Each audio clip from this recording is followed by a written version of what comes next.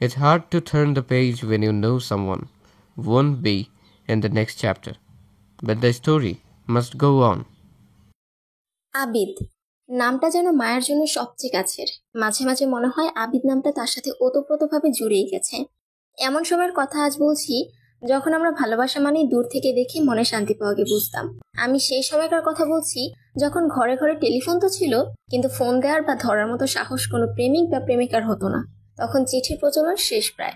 ঘরে ঘরে বড়দের হাতে ছোট ছোট বাটন ফোন। প্রেমিক প্রেমিকারা মা বাবার মোবাইল চুরি করে লুকিয়ে জয় সিমে 2 টাকা 45 পয়সা দিয়ে 45 মিনিট কিনে কথা বলতো। আমি তখনকার কথা বলছি যখন তাহসান মাত্রই মিথিলার সাথে বিয়ে করে নতুন সংসার গড়ে তুলেছে। আমি মায়া আর আবিদের কথা বলছি। অসম প্রেমের এক অনির্দিষ্ট ভবিষ্যতের কাহিনীটা বলছি। না, তারা সমবয়সী প্রেমিক প্রেমিকা না, তারা মহির বসে প্রেমে পড়া জেনারেশন না। তাদের জন্য কখনোই রাত জেগে কথা বলা, চ্যাটিং করা, ঘুরে ফিরে ডেটে যাওয়া, এই ডে সেই ডে বলে গিফট নেওয়ার নাম ভালোবাসা ছিল না। তাদের জন্য ভালোবাসা ছিল এক টুকরো অনুভূতি, এক খণ্ড সুখ। আসুন তাহলে তাদের গল্পটা শুরু করা যাক। মায়া তখন নতুন আসছে ঢাকায়, তার মা বাবা আর বড় ভাইয়ের সাথে। মায়া তখন বছরের মাঝামাঝি হতে ভর্তি হলো তাদের এলাকার একটি স্কুলে। সেখানে ষষ্ঠ শ্রেণীতে তাকে ভর্তি করানো হলো। বাবার সরকারি চাকরির বদলির জন্য তাদের এই ঝামেলা পোহাতে হলো। বাবা সকালে কাজে যাওয়ার সময় মায়াকে দিয়ে আসতো, আর মা দুপুর হলে মায়াকে নিয়ে আসতো। স্কুলে দিনগুলো ভালো যাচ্ছিল না মায়ের। গ্রামে থাকতে পঞ্চম শ্রেণীতে বৃত্তি পাওয়া মেয়েটা ঢাকায় সে কেমন মূর্ছা গেল। সে ইংলিশ মিডিয়ামে পড়েনি, সে গ্রামের সরকারি স্কুলের ছাত্র ছিল। এখন এলাকার একটা প্রাইভেট স্কুলে ভর্তি হয়ে তার জন্য সবকিছু ওলট পালট মনে হলো। ক্লাসে তার কোনো মেয়ে বান্ধবী ছিল না। ছেলেরা তার চুলে তেল আর চেহারায় লাগানো ভেজলিন নিয়ে দুষ্টামি করত। মেয়েরা তার সাথে এক বেঞ্চিতে বসে পড়তে চাইতো না। তাকে সবসময় গেও ভূত বলে পিছন সিটে বসতে হতো। মায়া নিরাশ হয়ে যেত। তার বলার মতো না সাহস থাকতো, না সে কিছু বলতে পারত। স্কুলের 2-1টা টিচার ছাড়া সবাই মায়াকে সবসময় অবহেলা করত। কথায় কথায় তার সাথে খারাপ ব্যবহার করত। মায়া আর স্কুলে যাইতে চাইতো না। সে একেবারেই দুর্বল হয়ে পড়েছিল। একদিন টিফিন টাইমে অনেকগুলো বড় বড় ছেলেমেয়েরা মায়েদের ক্লাসে ঢুকে পড়লো। তারা সবাই ছিল ক্লাস 9-10 স্টুডেন্ট। তখন ক্লাসে শুধু মায়াই ছিল, আর সবাই টিফিন টাইমে হয়তো খেতে অথবা খেলতে বের হয়েছে। মায়া তখন চুপচাপ বসে বাসা থেকে নিয়ে আসা রুটি আর ভাজি খেচ্ছিল। এতজনকে দেখে সে ভরকে গেল। সবাই মায়াকে দেখে অনেকক্ষণ চুপ করে রইল। তারপর এক একজন আশেপাশে রেখে যাওয়া মায়ের ক্লাসমেটদের ব্যাগ থেকে পানি খুঁজতে লাগলো, কিন্তু তারা কেউই পানি খুঁজে পেল না। রাগের মাথায় একজন একটা মেয়ের ব্যাগ মাটিতে ফেলে দিল। মায়া তা দেখে বলে উঠল, কি লাগবো আপনাগো? যা লাগবো আমারে কন, এমন কইরা হেগো বস্তা ফেলান কেন? মায়ের কথা শুনে সবাই তার দিকে তাকিয়ে হেসে দিল। মায়ার সরল মন বুঝলো না তার আঞ্চলিক ভাষা নিয়ে সবাই মজা করছে। সেও তাদের সাথে কিছু মিষ্টি হাসি বিনিময় করলো। তাকে হাসতে দেখে আরেক দফা সবাই হেসে উঠল। হাসতে হাসতে এক একজনের অবস্থা খারাপ। ওদের মধ্যে থেকে একজন বলল, আমাগো হানি লাগবো আফা, হানি। এই বলে হাসতে লাগলো। এইবার মায়া বুঝতে পারলো যে তারা তাকে নিয়ে মজা করছে, তার ভাষাকে অপমান করছে। এমনটা প্রথম দিন থেকেই তার সাথে হচ্ছে। তাই এইবার তার কোমল হৃদয়ে খুব বেশি আঘাত পেল। এতগুলো অচেনা মুখ তার দিকে কেমন তাচ্ছিল্য ভরে তাকিয়ে আছে। মায়া মাথা নিচু করে কেঁদে ফেললো। মায়ার কান্না দেখে সবাই আরো জোরে জোরে হাসতে লাগলো, যেন মায়া কোনো সং যাকে তাদের মনোরঞ্জনের জন্য বসিয়ে রাখা হয়েছে। হঠাৎ তাদের হাসি থেমে গেল। তারা দেখলো মায়া সত্যি সত্যি খুব বেশি কষ্ট পেয়েছে। তাই তারা তাদের হাসি বন্ধ করে দিল।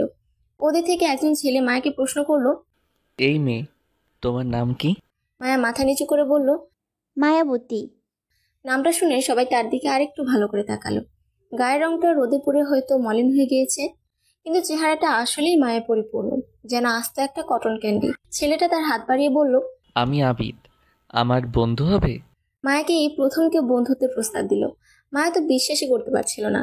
সে তার কান্না মুছতে মুছতে বলল, হোমো। আবিদ এবার মুচকে হাসি দিয়ে বলল, তাহলে কিন্তু প্রতিদিন আমাদের পানি খাওয়াতে হবে। আর হ্যাঁ, আস্তে আস্তে কথাও আমাদের মতো বলতে হবে, শুদ্ধ ভাষা। ভয় নেই, আমরা তোমাকে শিখিয়ে দিব, ওকে? মায়া হাসতে হাসতে তার ব্যাগ থেকে 2 লিটারের একটা বোতল বের করে বলল, খায়েন, আমি প্রতিদিন লিয়ে আহি বড় বোতল। সবাই তার সাইজ আর বোতলের সাইজ দেখে হেসে দিল।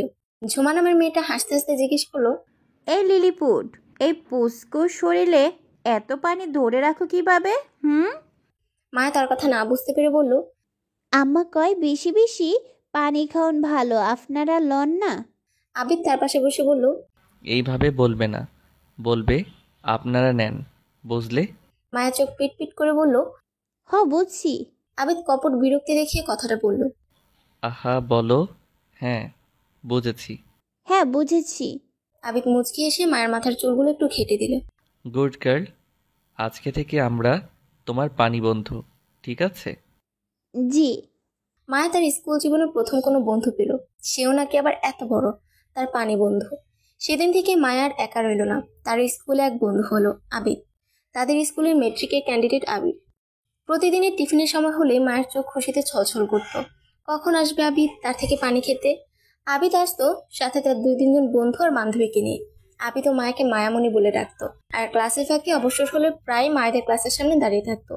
মায়া খুব একা ছিল, তা আবিদ ভালো করেই বুঝতো, তাই তো সে মায়াকে সাপোর্ট করতে প্রতিবারই এগিয়ে যেত। যেমন সেদিন মায়ের টিফিনটা মায়ের ক্লাসের এক মেয়ে ইচ্ছে করে ডাস্টবিনে ফেলে দেয়। ফেলে দিয়ে সে যেন রাজ্য জয় করেছে এমন উল্লাসে মেতে ওঠে। মায়া খুব কষ্ট পায়। বাকিটা ক্লাস তাকে খালি পেটে থাকতে হবে ভেবে আবিদ তার নিজের টাকা দিয়ে মাকে টিফিন কিনে দেয়। 2 টাকার ঝালমুড়ি। নিজের 5 টাকার টিফিনের টাকা থেকে মায়ের জন্য নিয়ে আসে সে 2 টাকার ঝালমুড়ি। মায়া আবিদের দিকে তাকিয়ে বলে, থ্যাংক ইউ ভাইয়া। আবিদ তার কথা শুনে হেসে হেসে বলে, ভাইয়া না, ভাইয়া। মায়া আবার বলে, ভাইয়া। আবার আবিদ তাকে শিখায়। ভাইয়া না, ভাইয়া। আবারও মায়া বলে ওঠে, ভাইয়া।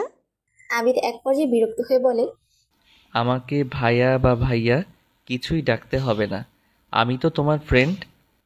তাহলে আমাকে আবিদি ডেকো। এরপর থেকে মায়া আবিদকে আবিদই ডাকা শুরু করলো। মায়ের বয়স খুব কম ছিল, কিন্তু তার আশেপাশের পরিবেশ তাকে ছোট থাকতে দিতে চাইতো না। তার ক্লাসের মেয়েরা তাকে দেখে চলতো। যেখানে একই এলাকার হওয়া সত্ত্বেও আবিদের গ্রুপের সাথে তারা ভাব করতে পারলো না, সেখানে গাইয়া মেয়ে মায়া কিভাবে জায়গা করে নিল। তারা মায়াকে বিভ্রান্ত করতে আর আবিদের মনে তাকে বিষিয়ে তুলতে বলতে লাগলো অনেক কথা, যেমন, হয়তো তোমাকে আবিদ ভাইয়া পছন্দ করে, না হলে কি আর এগুলা করতো? আবার কেউ বলতো, আমরা তো আবিদ ভাইয়াকে বলতে শুনেছি মায়ামণি আমার গার্লফ্রেন্ড। গার্লফ্রেন্ড কি তাই যে মেয়ে জানে না তাকে এসব বলে কি লাভ। তবুও তারা বলেই যেত। আস্তে আস্তে এই ছোট্ট মায়ের মনেও এমন সব কথা ঘুরতে লাগলো। মায়াও নিজের বয়স ভুলে গিয়ে আবিদকে পছন্দ করতে লাগলো। তখন ভালো লাগা ভালোবাসে কি সেটার জ্ঞানই তার ছিল না। তবে বলে না, সঙ্গদোষে লোহা ভাসে। শহরের ঘরে ঘরে হিন্দি সিরিয়াল দেখার হিড়িক ছিল। সেই সব নাটক ছোট বড় সবাই মিলিয়ে দেখতো। তাই শহরে সেই ছোট্ট মেয়েগুলোর মনের মধ্যেও এমন আজগুবি সব চিন্তা ভাবনা ঘুরতো। কোনো ছেলে ভালোভাবে হেসে কথা বললেই তারা প্রেম ভালোবাসা ভাবতে শুরু করতো। মায়ের ক্লাসের 2টা মেয়ে শম্পা আর কানিকা 2জন মিলে একদিন মায়াকে আবিদ হয়ে চিঠি লিখলো। চিঠিটা ছিল এমন, প্রিয় মায়ামণি, শুরুতেই বলি এই চিঠির কথা কেউ যেন না জানে। আমরা সামনাসামনি যে কথা বলতে পারি না তা চিঠিতে বলবো। সময় পেলে তোমার বেঞ্চের নিচে চিঠি রেখে যাব, তুমিও পারলে লিখো। আমরা 2জন যে প্রেম করছি এটা কাউকে বলো না, ঠিক আছে? তোমার প্রিয় আবিদ। মায়া তাদের ষড়যন্ত্র ধরতে না পেরে ফেসে গেল। সে উল্টো জবাব লিখে দিল। আর এইভাবে মায়া ফেসে গেল শম্পা আর কানিকার বিছানো জালে। সারাদিন চিঠি আসবে আসবে বলে মায়ের মনের সাথে খেলতো তারা। আবিদ মায়ের কাছে আসলে আসলে মায়া নিজেকে সুন্দর দেখানোর চেষ্টা করত। আর বাসায় গিয়ে মায়া বারবার নিজেকে আয়নায় দেখতো। ছোট হলেও সে বুঝতো তার কোনো রূপ কিংবা গুণ নেই, যার দ্বারা সে আবিদের মনে জায়গা করেছে।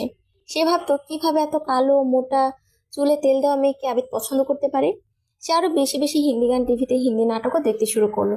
আর ভাবতে লাগলো নায়িকারা এত সুন্দর হয় কিভাবে। একদিন সে রাতে ঘুমানোর সময় ওর মাকে জিজ্ঞেস করলো, আমার টিভিতে ওই মায়াগুলা এত সুন্দর হয় কেমনে? ওরা কি মাখে? মায়ের মা হাসতে হাসতে মায়াকে বলল, পাউডার মাখে পাউডার। তোর আব্বা পরশু কিনা দিছিল না মিল্লাত পাউডার, হিডা মাখে। কালকার থেকে তুইও মাখিস। মায়ের কথা শুনে খুশিতে মন নেচে ওঠে মায়া। পরের দিন সকাল হতেই মায়া মুখ ভরে পাউডার মাখি চেহারায়। তারপর আর কি, মায়ের হাতে মায়ের আর বাবার মুখে বকা শুনতে শুনতে তাকে স্কুলে যেতে হয়। মায়ের এই ছোট্ট মনটা বুঝতেও পারলো না যে আসলে সে কোন পর্যায়ে পৌঁছাবে তার এইসব বোকামি, তার এইসব পাগলামি। হ্যাঁ, সে পাগল হয়ে গিয়েছিল, একেবারেই পাগল। এমন বয়সে মেয়েদের এমন হয়, এইটাই স্বাভাবিক। তারা ভালো মন্দ কিছুই টের পায় না, তারা খুব আবেগে এগিয়ে যায়। আবেগ তাদের ভুল পথে নিয়ে যায়, আর তারা সেখানে মুসাফির হয়ে যায়। দেখতে দেখতে 1টা বছর পার হয়ে গেল। মায়া 7ম শ্রেণীতে উত্তীর্ণ হলো। তার রেজাল্ট ছিল সবাইকে চমকিয়ে দেওয়ার মতো। ক্লাসে সবাইকে পিছনে ফেলে প্রথম স্থান নিয়ে সে উত্তীর্ণ হয়। এতে করে সব শিক্ষকদের নজরে পড়ে মায়া, আর ক্লাসে সবার চোখের কাঁটাও হয়ে দাঁড়ায় সে। প্রতিটা ক্লাসের বিভিন্ন টিচারের সামনে তারা মায়াকে কিভাবে ছোট করবে এই নিয়ে পড়ে থাকে। কখনো তার বই লুকিয়ে, কখনো তার কলম ভেঙে দিয়ে সবার সামনে তাকে নিচু করার চেষ্টা চালায়।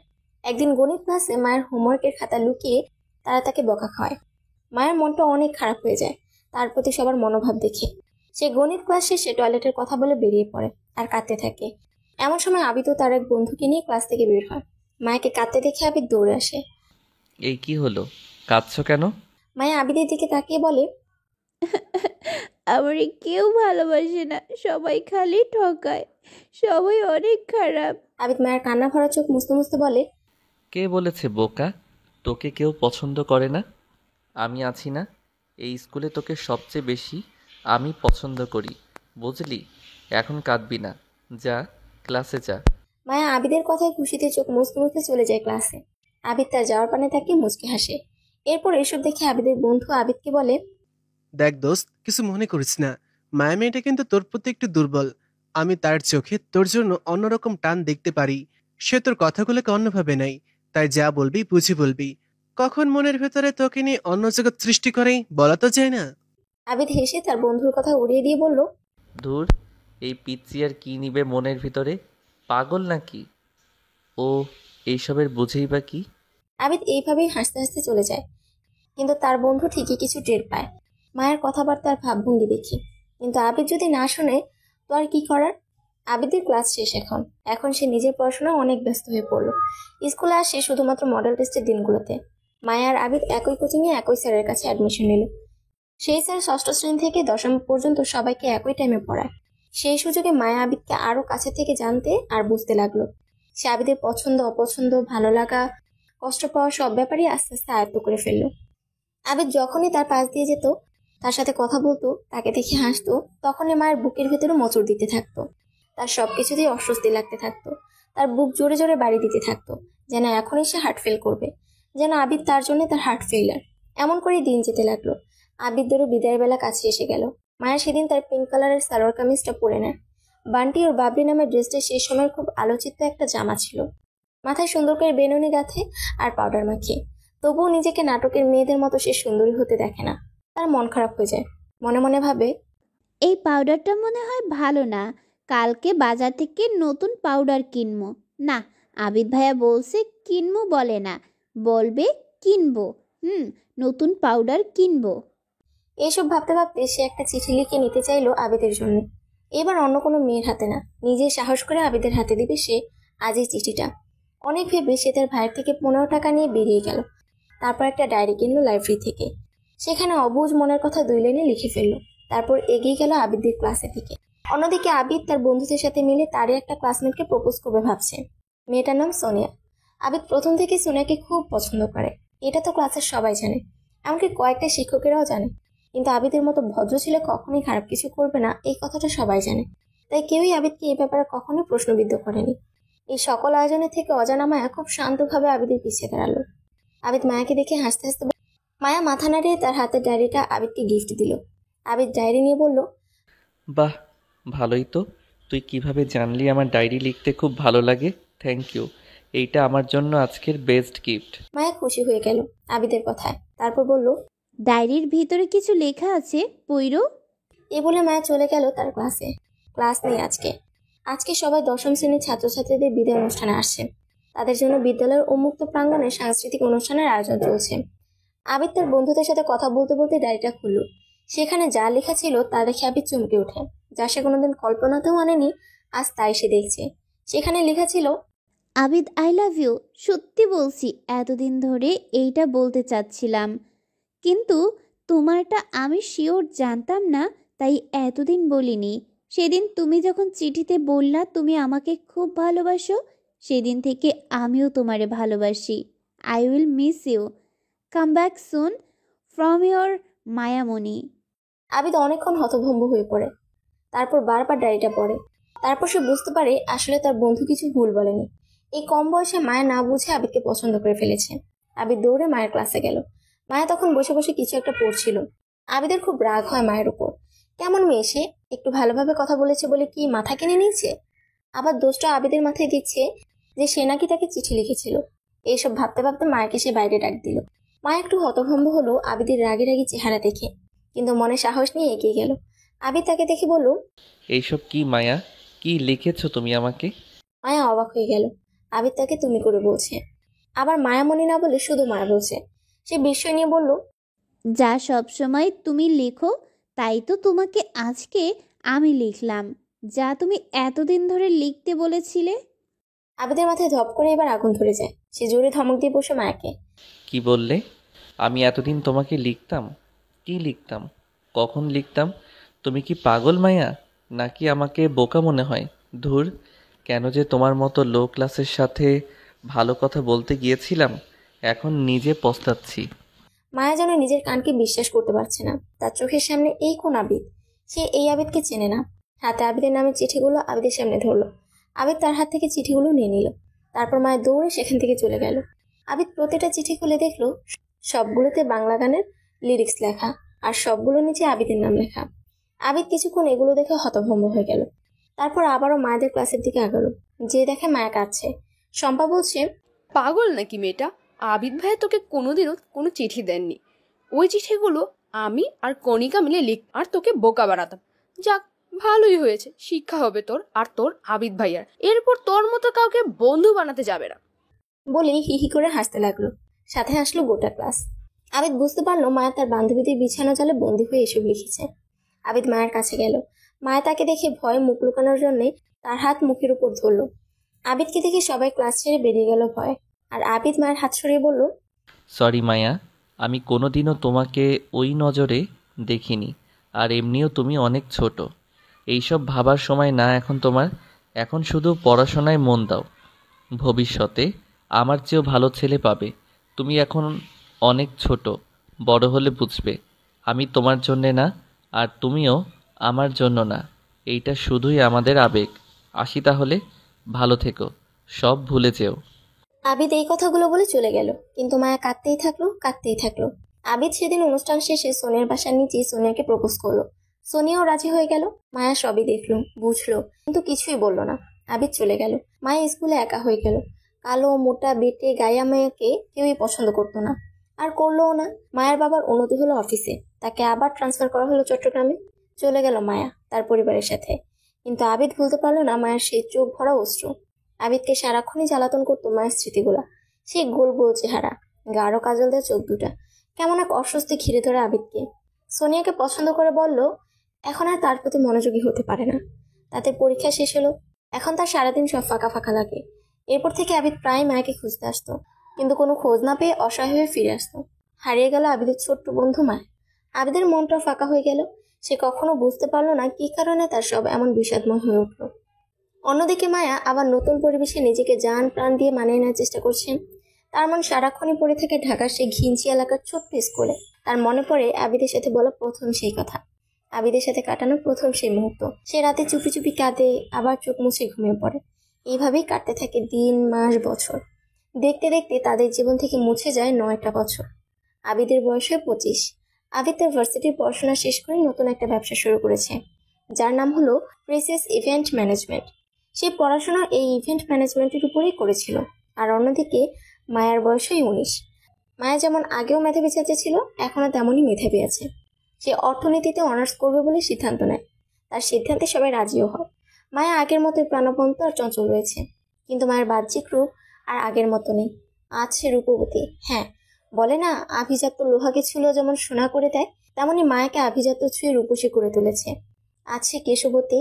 আজ তাকে দেখে যে কোনো ছেলে তার চোখের কাজলের উপর নিজের প্রাণ দিতে রাজি হবে। আজ তার গোলাপি ঠোঁটের সৌন্দর্যে যে কেউ মুগ্ধ হবে। মায়া এখন শুধু নামে নয়, রূপে গুণে সব দিক থেকে মায়াবতী। যেন উপরওয়ালার কোনো লীলা খেলা এটা। সে যেন নিজের হাতে আবার শুধরে নিয়েছে মায়ের যৌবনের মাধুর্যকে। মায়ের জীবনের কাটাও পাল্টেছে, নতুন কেউ তার জীবনে এসেছে। তবুও মায়া ভুলে যায়নি আবিদকে। আজ মায়া দাঁড়িয়ে আয়নার সামনে এই কথাই তো ভাবছে। সে ভাবছে, আজ যদি আমাকে আবিদ দেখে তাহলে কি সে আমাকে চিনবে? না চিনবে কি করে?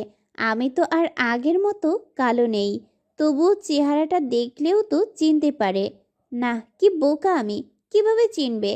সে কি আর মনে রেখেছে আমার চেহারা? আর রাখলেই বা কি? আমি তো আর তার জন্য তৈরি না, সে নিজেই তো বলেছিল। আসলে বয়সের সাথে যে মেয়েদের কত পরিবর্তন হয় তা মায়াকে দেখলেই বোঝা যায়। সে এখন যুবতী। তাকে দেখে বলাই যাবে না যে ছোটবেলায় সে দেখতে একটা গোল আলুর মতো ছিল। অন্যদিকে আবিদ এখন একজন সুদর্শন পুরুষ বটে। দেখতে, চলতে, কথায়, কাজে সবকিছুতে সে এখন একজন জেন্টলম্যান। কিন্তু আবিদ মায়াকে ভুলেনি এখনো। এত বছরে মাত্র মায়াকে খুঁজে বেরিয়েছে। সেভাবে হয়তো মায়া তাকে ভুলে গেছে, কিন্তু এত সহজে কি কেউ কাউকে ভুলে যায়? হয়তো ভুলে যায়, যেমন সোনিয়া ভুলে গেছে আবিদের কথা। সোনিয়ার বিয়ের আজ 7 বছর। খুব অল্প সময়ের জন্য আবিদের সাথে সম্পর্ক ছিল সোনিয়া। এরপর আবিদের জীবনে ভালোবাসার কমতি হয়নি। সোনিয়া, রাইতা, নিকিতা আরো কত কে আসছে তার জীবনে, কিন্তু কারোর সাথেই তার প্রেম টিকেনি, টিকার কথাও না। সে কোনো মেয়ের ভিতরেই নিজের জন্য সত্যিকারের ভালোবাসাটা খুঁজে পায়নি। কেউ এসেছে তার টাকা দেখে, তো কেউ এসেছে তার পার্সোনালিটি দেখে, কিন্তু কেউই তাকে মায়ের মতো নিঃশর্তে ভালোবাসতে পারেনি। হ্যাঁ, আবিদ এখনো ভুলেনি মায়াকে। সে আজ আয়নার পাশে দাঁড়িয়ে ভাবছে, জানি না মায়া, তুমি আজ দেখতে কেমন, আমাকে মনে রেখেছো কিনা। আজ যদি তুমি আমায় দেখতে, তো আমাকে কি বলতে? বলতে আমি তোমাদের ভালোবাসি, হা হা হা। নাকি বলতে সরি আবিদ ভাইয়া, আমার এখন বফ আছে, হা হা হা। আবিদ নিজের সাথেই মায়াকে নিয়ে কথা বলে আর হাসে। সে মায়াকে একবার আবারও দেখতে চায়। আবিদ উপরে তাকিয়ে বলল, হে আল্লাহ, মৃত্যুর আগে হলেও একবার আমাকে মায়ার সাথে দেখা করার সুযোগ দিও। আমি জানতে চাই সে কি এখনো আমাকে। এ বলে আবিদ চুপ হয়ে গেল। তার ফোন বাজলো। আজ আবিদের মিটিং আছে। একটা বিয়ের অনুষ্ঠানে যাবতীয় কাজ তার আর তার টিমকে ম্যানেজ করতে হবে। ওইটা নিয়ে কথা বলতে আসবে ক্লায়েন্ট চট্টগ্রাম থেকে। একজন বড় ব্যবসায়ী মেয়ের বিয়ে, তার বিয়েতে কাজ করতে পারলেই হলো। এরপর আবিদের এই ব্যবসা যে কোথায় যেয়ে দাঁড়াবে তার কোনো ঠিক নেই। আবিদ তার ক্লায়েন্টের সাথে কথা বলতে বলতে একটা আলিশান রেস্টুরেন্টের দরজাটা খুললো। তারপর রীতিমতো ক্লায়েন্টের বিয়েকে দেখে সে ওই টেবিল পর্যন্ত হেঁটে গেল। সে বলল, হ্যালো, আমি Abid Raihan, founder of precious event management. Welcome to Dhaka. May I know your name? মায়ের বুকটা ধুপ করে উঠলো। নিচে তাকিয়ে থেকেও তার বুক কাঁপতে লাগলো। সে আবিদের দিকে তাকাতে পারছিল না। আবিদের অস্তিত্ব মায়ের জন্য আজও একই আছে। আজও আবিদকে কাছে দেখে তার বুক ধুপ ধুপ করে শব্দ করছে। আজও তার হার্ট ফেল হচ্ছে। আবিদ আবারও বলল, হ্যালো, আমি কি জানতে পারি আপনি কি মিস কানিজ ফাতেমা? এইবার মায়ের টনক নড়ল। মায়া মাথা তুলে বলল, জি জি, না মানে সরি বসুন, অ্যাকচুয়ালি আমি কানিজ ফাতেমার ফ্রেন্ড হবু ভাবি, আর আমার নাম মা। আর কিছু বলতে পারলো না। এই বলে মায়া চুপ হয়ে গেল। না, মায়া নামটা বলা যাবে না। মায়া মাথা নিচু করে বলল, আমি ফাতেমার হবু ভাবি আর বান্ধবীও, আমার নাম মরিয়ম। বলেই মায়া আবারও উসখুস করতে লাগলো। আবিদ কিছুক্ষণ তার দিকে তাকিয়ে থেকে বলল, ওহ মরিয়ম, আমি ভেবেছিলাম আপনি নিজের নাম মায়া বলবেন। মায়া বলল, কেন, আমাকে কি মায়া নামের কারো মতো লাগে নাকি? আবিদ জোরে জোরে হেসে দিল। বলল, সরি সরি, না না, ওর মতো লাগবে কেন? আপনার বলার ভঙ্গি দেখে বললাম আর কি। প্রথমে তো মা দিয়ে কিছু বলছিলেন, তাই মনে হলো। আর এমনিতেও আপনি কি আর মায়া কি এক হবেন নাকি? কোনোভাবেই আপনি মায়া হতে পারেন না, সে তো আমার গোল আলু। বলেই হা হা করে হাসতে লাগলো আবিদ। মায়ের ভিতরে একটা তীর যে বিঁধল। আজও কেমন তাচ্ছিল্য করলো আবিদ মায়াকে, কিন্তু নিজেকে স্বাভাবিক রেখে সে মুখ দিয়ে একটা সামান্য হাসি হেসে বলল, তাহলে কাজের কথা বলি। তাদের মধ্যে কাজের কথা হলো। আবিদ কাজটা পেয়ে গেল। আজকে আবিদ অনেক খুশি ছিল। মায়া বারবার এই কথাটাই ভাবতে লাগলো, কেমন এই নিয়তি, আজ এতদিন পর মায়া নিজেই দেখা করলো আবিদের সাথে। মায়ার যার সাথে বিয়ে ঠিক হয়েছে তারই বোনের বিয়েতে কাজ করবে আবিদ। আর যদি আবিদের কাজ ভালো লেগে যায় তাহলে মায়া আর খালিদের বিয়েতেও কাজ করবে সে। মায়া ইচ্ছে করে নিজের এঙ্গেজমেন্টের আগে আবিদের সাথে দেখা করলো, কিন্তু অবাক কাণ্ড, আবিদ মায়াকে চিনতেই পারলো না। মায়া একটা ফেসবুক পেজে আবিদের কাজ দেখেছে। অনেকদিন পর আবিদকে খুঁজে পেয়ে আত্মহারা হয়ে মায়া ঢাকা পর্যন্ত চলে আসছে। কিন্তু আবিদের মুখে মায়ের ব্যাপারে এখনো তাচ্ছিল্যতার ভাব দেখে মায়ের চোখে পানি এসে পড়লো। তার খুব কষ্ট হলো, কিন্তু বলতে পারলো না। অন্যদিকে আবিদ বাড়িতে এসে মরিয়মের কথা ভাবতে লাগলো। এতদিন পর কোনো মেয়েকে দেখে তার মনটা যেন মোচড় দিয়েছিল, কিন্তু তাতে লাভ কি? মরিয়ম তার মায়া না, মায়া। উফ, এই একটা নাম আবিদের বুকে এখনো পাথর দিয়ে চেপে আছে যেন। এই ভেবে আবিদ ঘুমিয়ে পড়লো। তার চোখ বন্ধ হয়ে আসলো। সে দেখলো সাদা শুভ্র শাড়ি পরা মায়া খালি পায়ে কাশফুলের বাগানে হেঁটে যাচ্ছে। আবিদ মায়া মায়া বলে তার পিছনে ছুটে যাচ্ছে, কিন্তু যতই তার কাছে সে যাচ্ছে মায়া ততই তার থেকে দূরে দূরে পালাচ্ছে। চেহারাটা দেখতে পারছে না আবিদ, কিন্তু সে জানে এইটাই মায়া। মায়ার ভালোবাসা যে আবিদকে এই পর্যন্ত নিয়ে আসবে তা হয়তো আবিদ মায়াকে রিজেক্ট করার আগে কখনোই ভাবেনি। আবিদ এখন যে কোনো মেয়ের চোখে মায়ার সেই ভালোবাসা খুঁজতে থাকে। প্রথম প্রথম সোনিয়ার সাথে সম্পর্কের শুরুতে সব ভালোই চলছিল, কিন্তু সোনিয়ার পাশাপাশি থেকেও আবিদের সবসময় একটা শূন্যতা কাজ করত। বারবার চোখের সামনে লেপ্টে যাওয়া অশ্রুসিক্ত চোখগুলো ভেসে উঠত। তার এই উদাসীনতা চরম পর্যায়ে তখন পৌঁছালো যখন জানতে পারলো মায়া এলাকা ছেড়ে চলে গেছে। কেন গেছে, কোথায় গেছে, কেউ কিচ্ছুটি বলতে পারলো না। পাগল প্রায় আবিদ কত করে খুঁজলো সে অভিমানী বন্ধুকে। একসময় হাঁপিয়ে উঠল। ইন্টারের রেজাল্ট খারাপ হলো, বুয়েটে পড়ার ইচ্ছাকে মাটি দিয়ে প্রাইভেট ভার্সিটিতে ভর্তি হলো। তারপর চলে গেল ইতালি। সেখানে ইভেন্ট ম্যানেজমেন্টের উপর পড়াশোনা শেষ করে দেশে ফিরেছে। বিদেশে থাকতেও গার্লফ্রেন্ডের কখনো অভাব হয়নি। অভাব হয়েছে তো শুধুই সেই মায়া ভরা চোখগুলো, সেই আদর মাখা হাসিটার জন্য বড্ড খালি খালি লাগতো। তাই তো কোনো সম্পর্কে বেশি দিন টিকেনি। আদিবের ঘুমের মধ্যেই দুবার ফোন বেজে উঠল। আম্মাজান লেখাটা জলজল করতে মুখ ভরে হাসলো আবিদ। জি, আমার আম্মাজান বলেন, আপনার পুত্রধন কি করতে পারে আপনার জন্য? অপর পাশে মায়ের খিলখিল করে হাসির শব্দ কানে বাজলো আবিদের। তারপর খুব কষ্টে নিজেকে সংবরণ করে কথা বললেন মিসেস রায়হান। কি গো পুত্রধন, কাল যে গেলে আর তো ফিরলেই না। তোমার আব্বাজানের যে একা একা বোর লাগে, বুঝো না তুমি? বুঝি গো, সব বুঝি, কিন্তু তোমার জেন্টেলম্যানটা কোথায়? তাকে তো সব দায়িত্ব বুঝিয়ে দিয়ে আসলাম। সে আছে তার ব্যবসা নিয়ে।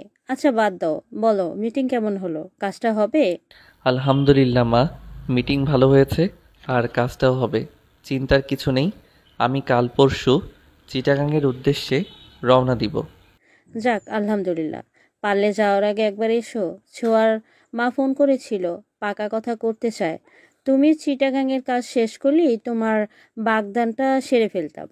আবিদ চুপ করে রইল। বারবার একটা ব্যাপারে ঝগড়া করতে আর তার মন চায় না। মিসেস রায়হানা বুঝলেন আবিদের নীরব প্রত্যাখ্যান, তাই আর কথা না বাড়িয়ে ফোন রেখে দিলেন। আবিদ এবার নিজের ল্যাপটপ নিয়ে বসলো। অনেক কাজ এখন তার। মায়া কখনোই ভাবেনি তার ভালোবাসা একদিন আবিদকেও দুর্বল করে ফেলবে। সে তো ভাবছে আবিদ তাকে ভুলে গেছে, তার ভিতর মায়ের জন্য কোনো অনুভূতি নেই। মায়া বিছানায় বসে ভাবছে, একবারের জন্যও কি আমাকে চিনতে পারেনি আবিদ? না, কিভাবে চিনবে সে? হয়তো আমার চেহারাও ভুলে গিয়েছে। আমি এমন কি যে আমাকে সে মনে রাখবে? আবার আমার বাহ্যিকতা যেমন পাল্টেছে, আবার পাল্টেছে আমার মুখের ভাষা। সে হয়তো কোনোদিন স্বপ্নেও ভাবেনি সেই ভাইয়া বলা মেয়েটা একদিন তার পাশে বসে শুদ্ধ ভাষায় কথা বলবে। আজকে সারাটা দিন ব্যস্ত থাকবে আবিদ। খাওয়া দাওয়ার পর্বটাও চুকাতে পারছে না। 3 দিন পর থেকে তার কাজ শুরু চট্টগ্রামে। পুরো টিম রেডি করতে হবে আজকের মধ্যেই, তাই কোনো দিকে তাকানোর সময় নেই তার। এদিকে আবিদ থেকে দূরে যাওয়ার কথাটা ভাবতে পারছে না মায়া। সকালে উঠে সে আবার আবিদকে ফোন দিয়ে বলে, হ্যালো মিস্টার আবিদ, আপনি আজ দেখা করতে পারবেন? আবিদ চমকে উঠল। আবার ডিল ক্যান্সেল করে দিবে না তো? সে নিজেকে সংযত করে বলল, কেন? মায়া বলল, আমি আপনার সাথে আরও একবার দেখা করতে চাই। আজ সকালের ট্রেনটা মিস করেছি, সন্ধ্যায় গাড়ি আসবে, সেটাতে ফিরে যাব। এর আগে আরও কিছু কথা বলার ছিল, প্লিজ যদি আসতেন। আবিদ রাজি হলো। মায়া এবার তাকে একটা সাধারণ রেস্টুরেন্টে ডাকলো। সে ঢুকতেই দেখলো মায়া বসে আছে পাশে এক টেবিলে। এবার কেন জানে আবিদের মনটা ধুপ করে উঠলো, যেন তার হার্ট মায়াকে দেখে ফিল হচ্ছে। আবিদ মনে মনে বলল, এত সুন্দরী মেয়ে দেখলাম, কিন্তু এমন কখনোই তো ফিল হয়নি। আমার কি প্রেশার লো হচ্ছে? এরই মধ্যে মায়া আবিদকে দেখে হাত নাড়ালো। আবিদ তার পাশের সিটে বসলো। মায়া তাকে দেখে বলল, সরি আজকে হঠাৎ এই মিটিংটা ডাকার জন্য। আসলে আমি খুব বেশি সমস্যায় না পড়লে আর এইভাবে ডাকতাম না। আবিদ বলল, সমস্যা নেই, আপনি আপনার কাজ বলুন। মায়া বলল, আমি কালকে আপনার সাথে আমার ননদের বিয়ের আয়োজনের কথাটা ফাইনাল করেছিলাম, কিন্তু এর মাঝে বড়রা ঠিক করেছে আমার আর খালিদের এঙ্গেজমেন্টের কাজও সেরে ফেলবে, তাই আপনাকে ডাকতে হলো। তারপর আবারও চুপ থেকে বলল, আপনাদের মাঝখানে যে 3 দিন গ্যাপ দেওয়া হয়েছিল তা আর নেই, একদিন গ্যাপ থাকবে, আরেকদিন আমার আর খালিদের এঙ্গেজমেন্ট।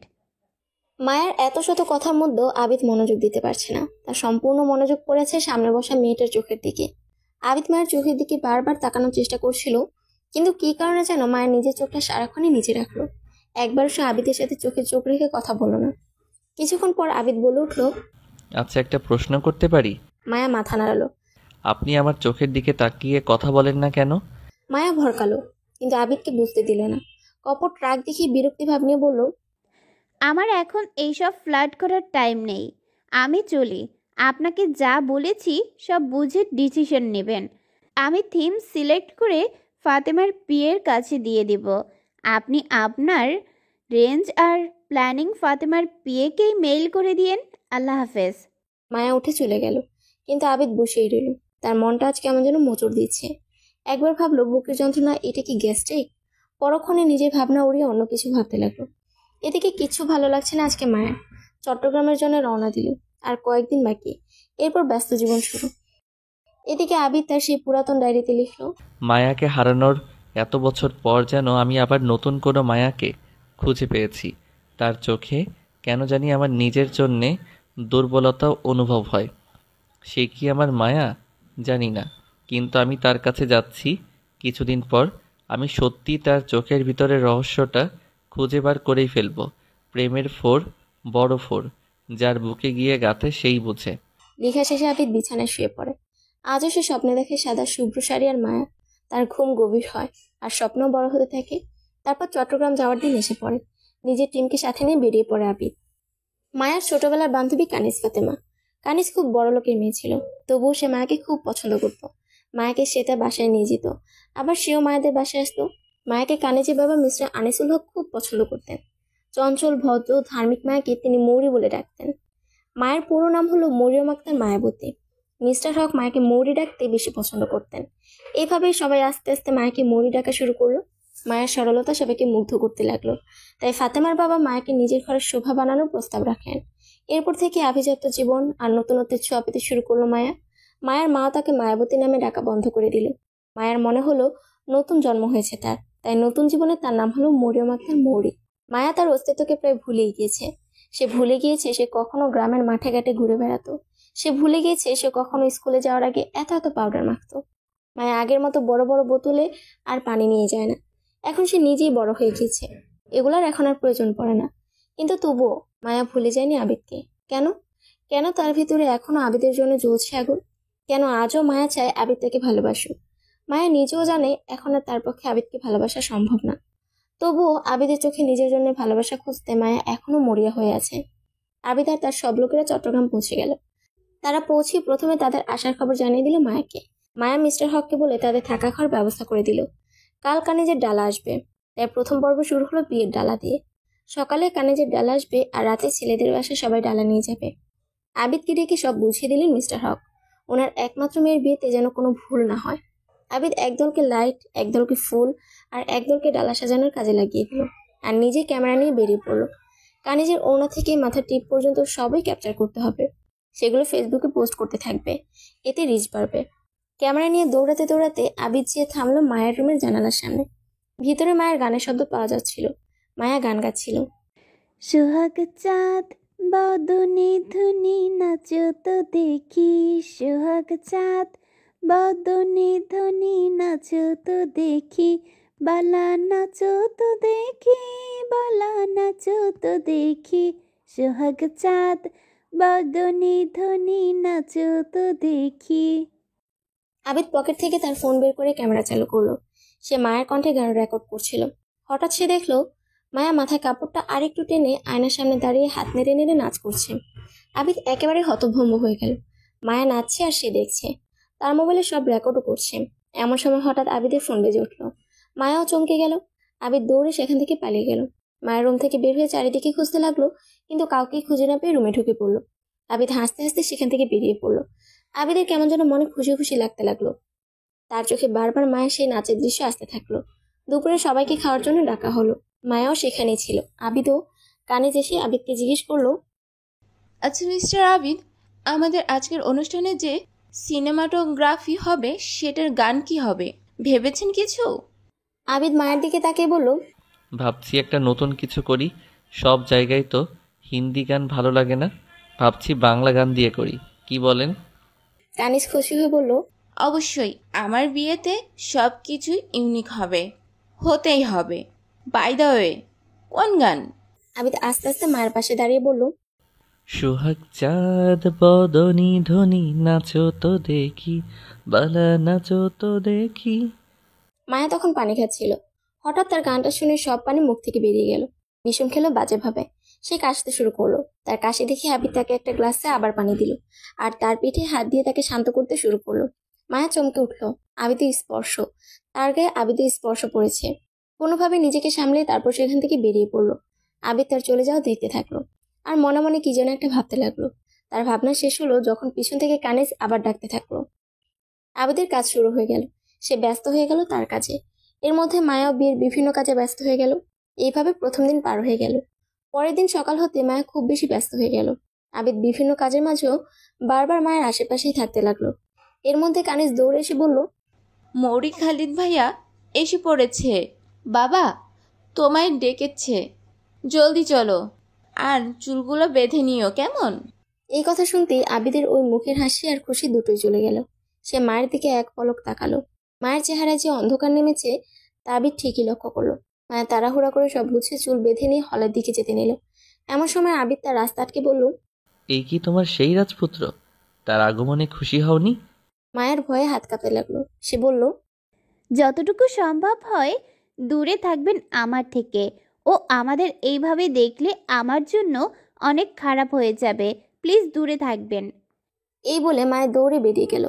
আবিদ তার চোখের ভয়টা দেখে যেন নিজে হাতকে উঠল। সেও তার পিছনে বেরিয়ে পড়ল। অন্যদিকে খালিদের আগমনে ঘরের সবাই খুশিতে আত্মহারা। খালিদ প্রথমে এসে তার বাবা আর বোন কানিজের সাথে দেখা করলো। তারপর মায়ের দিকে সে এগিয়ে আসলো। মায়া ওকে দেখে 2 পারও পিছনে চলে গেল। তার পিছনে যাওয়া দেখে খালিদ হেসে বলল, আগের মতোই আছো তুমি ভিতর ডিম। বিয়ের পর কি করবে? সবাই তার কথায় হেসে দিল। প্রথম কথাটা জোরে বলল, পরেরটা মায়ের কানের কাছে এসে বলল। মায়া হাসলো না, কেঁপে উঠল খালিদের এত নিকটবর্তী হয়ে। কিন্তু বাইরে কোনো রকমের প্রতিক্রিয়া করলো না, শুধু চোখ বন্ধ করে একটু জোরে শ্বাস নিল। মায়ের মুখের দিকে তাকিয়ে আবিদ বুঝতে পারল মায়া এই বিয়েতে আর খালিদের সাথে একটুও খুশি না। মায়ের মুখে অন্ধকার নেমে আসতে দেখে আবিদের বুকেও কষ্ট নেমে আসলো। সেও মায়ের মতো নিশ্চুপ হয়ে রইল। সেদিন রাতে আবারও আবিদ স্বপ্নে দেখলো তার মায়ের সাদা শাড়িতে দৌড়াচ্ছে। আবারও সে মায়াকে ধরতে পারল না, আর মায়া হারিয়ে গেল ঘন কালো কুয়াশার ভিতরে। খালিদের প্রতি ভালোবাসা কখনোই জন্মেনি মায়ের। নিজের অস্তিত্বকে ভুলে গেল মায়া, কখনো ভুলেনি আবিদকে। আবিদের প্রতি তার টান আর ভালোবাসা সময়ের সাথে বেড়েছে। এক সময়ের আবেগ ভাবা অনুভূতিগুলো বড় হওয়ার সাথে সাথে আরো তীব্র হয়েছে। তাই কখনোই খালিদের প্রতি আকর্ষণ সে অনুভব করেনি। আর তাই মায়ের অবহেলার কারণে আস্তে আস্তে খালিদের ভালোবাসা একদিন তার জন্য তার একমাত্র জিদ হয়ে দাঁড়ায়। এখন যে করেই হোক মায়াকে সে পেয়েই ছাড়বে, এমন একটা মনোভাব তার ভিতরে সৃষ্টি হয়েছে। মায়ের প্রতি তার ভালোবাসার চেয়ে বেশি জিদটাই প্রকাশ পেতে থাকে। একসময় সুন্দর বন্ধুত্বপূর্ণ সম্পর্কটায় তিক্ততা ছেয়ে যায়। খালিদের ভিতরে মায়াকে নিয়ে অনির্ভরতা, জিদ এতটাই বেড়ে যায় যে মায়ের গলায় কাটা বিঁধার মতো অনুভূতি হয়। কোনো ছেলেকে মায়ের দিকে তাকাতে দেখলে বা তার সাথে কথা বলতে দেখলে খালিদের মাথায় রক্ত চড়ে যায়। খালিদ রাগের মাথায় তখন যে কোনো দুর্ঘটনা ঘটিয়ে দেয়। সেই ছেলের হাত পা ভাঙার পাশাপাশি মায়ের সামনে নিজের ক্ষতি করা, মায়াকে অযাচিতভাবে ছুঁয়ে দেওয়া, কখনোই বা মায়াকে আঘাত করা। তাই খালিদের রাগকে মায়া খুব ভয় পায়। খালিদকে কাছে আসতে দেখলে মায়ের হাত পা কেঁপে ওঠে। এতদিন নিশ্চিন্তে থাকলেও খালিদের আবারও ফিরে আসা মায়ার মনে ভয়ের সৃষ্টি করেছে। মায়া আবিদের কথা ভাবছে আর বারান্দায় দাঁড়িয়ে দাঁড়িয়ে আকাশ দেখছে। এমন সময় হঠাৎ মায়ের মনে একটা চিন্তা আসলো। সে মনে মনে বলল, কেননা আমি সব আবিদকে বলে দেই। আবিদ তো ভালো করেই জানে আমি তাকে কতটা ভালোবাসি। সে তো আমাকে এইখান থেকে উদ্ধারও করতে পারে। তারপর আবার তার মনে পড়ে গেল আবিদের মায়ের প্রতি তাচ্ছিল্যতার কথা। মায়া আবারও আকাশের দিকে তাকিয়ে প্রার্থনা করে উঠল, হে আল্লাহ, তুমি আমাকে হেফাজত করো। আমি খালিদের হাতের পুতুল হতে চাই না। সে আমাকে একটা খেলনার মতো ভাবে।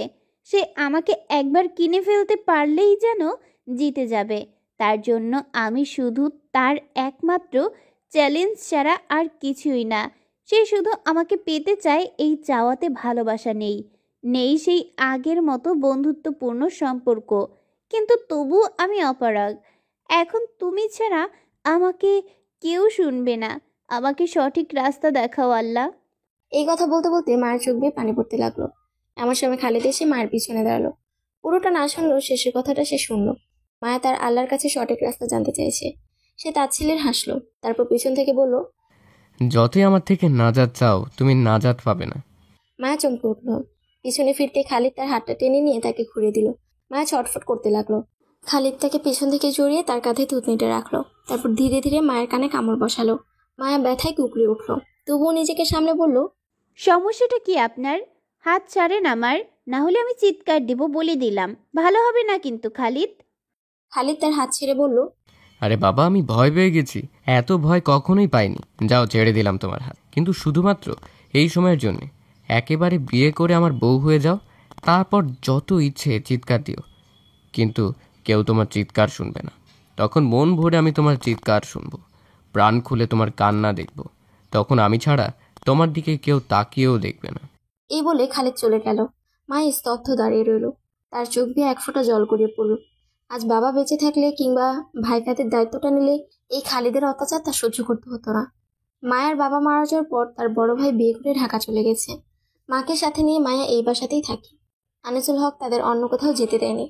মায়ের মারও শরীর তেমন ভালো না, তাই মেয়ের ভবিষ্যতের কথা ভেবে তার মাও রয়ে গেল এখানে। তাই মায়া তার মাকেও তার কষ্টগুলো বলতে পারে না, নিজের সব কষ্টগুলো একাই সহ্য করে। মায়া তার রুম সাজাতে বসলো। ঢাকা থেকে মেকআপ আর্টিস্ট আনা হয়েছে। আজ মায়ের এঙ্গেজমেন্ট খালিদের সাথে, আর কাল বাদে পরশু কানেজের হলুদ। মায়া মাথায় একটা সিলভারের টিকলি পরলো, সাদা রঙের শাড়ি পরলো, খালিদের পছন্দসই সাজলো। আর্টিস্টরা খুব যত্নে তাকে সাজিয়ে দিল। ঠোঁটে নুড লিপস্টিক আর খুব কালো করে চোখে কাজল দিল। মায়ের সাজ শেষ হতেই তাকে নিয়ে কানেজ আসলো রুমে। বাহ, কি সুন্দর লাগছে আজকে আমাদের চাঁদটাকে। মন চাচ্ছে এই চাঁদটাকে লুকিয়ে ফেলি আঁচলে। তার কথায় মায়া হেসে বলল, চাঁদে অনেক দাগ থাকে রে, তাই তো চাঁদ দূর থেকে দেখতেই সুন্দর, কাছ থেকে না। কানিজ তার কাছে এসে বলল, কি রে, কি হয়েছে? এখনো কি তোর এই বিয়েতে মত নেই? তুই চাইলে এখনো আমি বিয়েটা ভাঙতে পারি। একবার বল, শুধু একবার। মায়া মাথা নিচু করে বলল, এখন আর লাভ নেই রে, আমি আর খালিদের চক্ষুশূল হতে পারবো না। চল, বেশ সময় হয়ে গেছে, নিচে চল। কানিজ মায়াকে নিয়ে নিচে নামলো। আবিদ মায়া আর খালিদের স্টেজ ঠিক করছিল। লাইট ক্যামেরা সব ঠিক জায়গা মতো নিয়ে আসলো। তারপর মায়ের এন্ট্রি হবে। লাইটগুলো সব বন্ধ করে দেওয়া হলো। পিছন থেকে একটা হিন্দি ছবির গান বাজতে লাগলো। মায়ের দিকে স্পটলাইট দিয়ে আবিদ তাকে নামার জন্য ইশারা করলো। তারপর আবিদ ঘুরে একবার মায়ের দিকে তাকালো, কিন্তু সে আর তার চোখ ফেরাতে পারলো না। সাদা শাড়ি পরে মরিয়ম নামছে সিঁড়ি দিয়ে। আবিদ জানে এই মরিয়ম অন্যজনের আমানত, তবুও আবিদ তার থেকে চোখ সরাতে পারছে না। আবিদের কাছে লাগছে মরিয়ম না মায়া নামছে, যেন আকাশ থেকে পরি নামছে। এমন সময় খালিদ এসে মায়ের হাতটি ধরলো। আবিদের ঘোর ভাঙলো। সে মনে মনে বলল, কি পাগল আমি! মরিয়মকে মায়া ভাবছি, একজনের হবু স্ত্রীকে আমি আমার মায়া ভাবছি। এই বলে সে মুচকি হাসি দিয়ে সেখান থেকে সরে গেল। মায়ের আঙ্গুলে পরানো হলো খালিদের দেয়া হীরার আংটি। আংটি পরার মিনিট আগেও মায়া আবিদকে খুঁজতে লাগলো চারিদিকে। আবিদকে না দেখে মায়ের মনটা ছোট হয়ে থাকলো।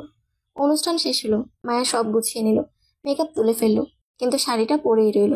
সাদা শাড়িটা তার বাবার কিনে দেয় শেষ উপহার ছিল। তাই তো এটা পরেই বাবার সাথে দেখা করতে ছাদের দিকে গেল।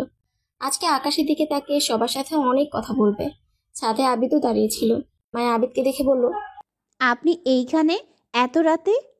আবিদ হেসে বলল, এই প্রশ্নটা আমিও আপনাকে করতে পারি।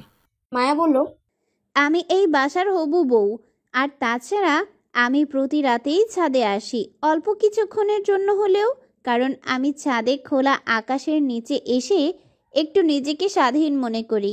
আবিদ হেসে বলল, আর আমি মাঝে মধ্যে ছাদে আসি, যখন আমার মায়ার কথা বেশি মনে পড়ে তখনই আমি ছাদে এসে পড়ি, আর আকাশের দিকে তাকিয়ে বলি, মৃত্যুর আগে একবার হলেও আমি মায়াকে দেখতে চাই। মায়া, আমার মায়ামণিকে দেখতে চাই। মায়ের চোখে মুখে কেমন যেন একটা খুশি খুশি ভাব দেখা দিল। সে আবিদের দিকে তাকিয়ে জিজ্ঞেস করলো, মায়া কি আপনার গার্লফ্রেন্ড? আবিদ হেসে বলল, না, আমার প্রেমিকা। মায়া আমার সাথে আমার স্কুলে পড়তো। গাইয়া ধরনের কথাবার্তা বলতো সে। কালো, মোটা, ঢেপসি একটা মেয়ে ছিল মায়া। কিন্তু সে নিঃশর্তে ভালোবাসতো আমাকে।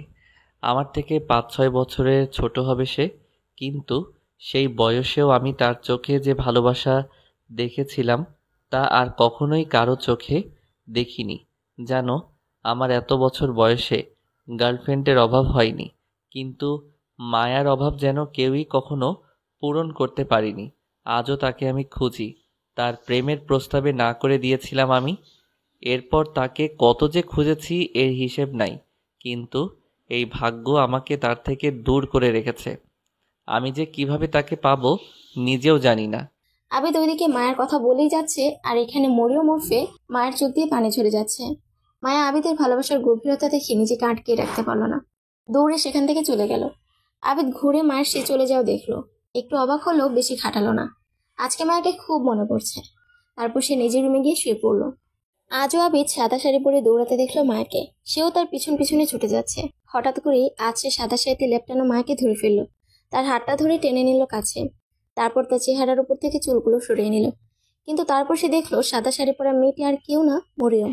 হ্যাঁ, মরিয়ম, যার আংটি বদল হয়েছে আজই আবিদের চোখের সামনে খালিদের সাথে।